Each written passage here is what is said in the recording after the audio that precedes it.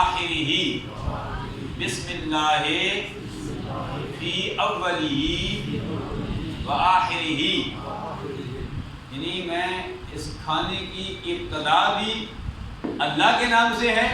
اور انتہا بھی اللہ کے نام سے ہے۔ سرکار نے فرمایا جب بندہ کھانا کھاتا ہے بسم اللہ نہیں پڑھتا تو شیطان اس کے کھانے میں شریک ہو جاتا ہے، جب بندہ بسم اللہ پڑھتا ہے تو شیطان بھاگ جاتا ہے،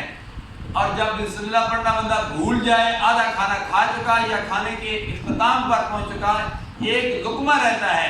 شیطان تمہارے ساتھ شریک ہے، کھانا کھا رہا ہے، جب اس وقت بندہ پڑھتا ہے بسم اللہ فی اولہ و آخرہ، شیطان جو کچھ کھایا ہوتا ہے شیطان سارے کا سارا طے کر دیتا ہے، یعنی الٹی کر دیتا ہے،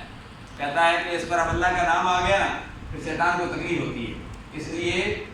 کھانا کھانے سے پہلے، پانی پینے سے پہلے ہمیں بسم اللہ الرحمن الرحیم پڑھ لینا چاہیے۔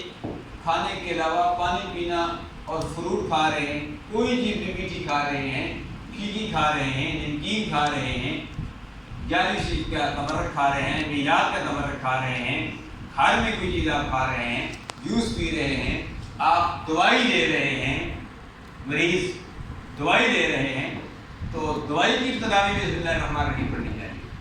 تو تبھی تو شفا ہوگی۔ اگر بسم اللہ پڑھنا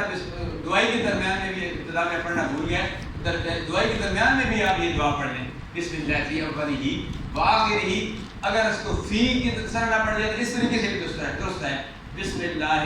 اولہ و آخرہ، یہ اس طرح بھی دعا پڑھی جا سکتی ہے، بسم اللہ اولہ و آخرہ، چونکہ فی حرف جارہ ہے، واو تا کاف لام واو مذ مصلا رکع حج من ادا فی اعلی حتی الی، یہ 17 حروف جا رہے ہیں، کیونکہ یہاں فی لگی ہے، فی کی وجہ سے بسم اللہ فی اولہ و آخرہ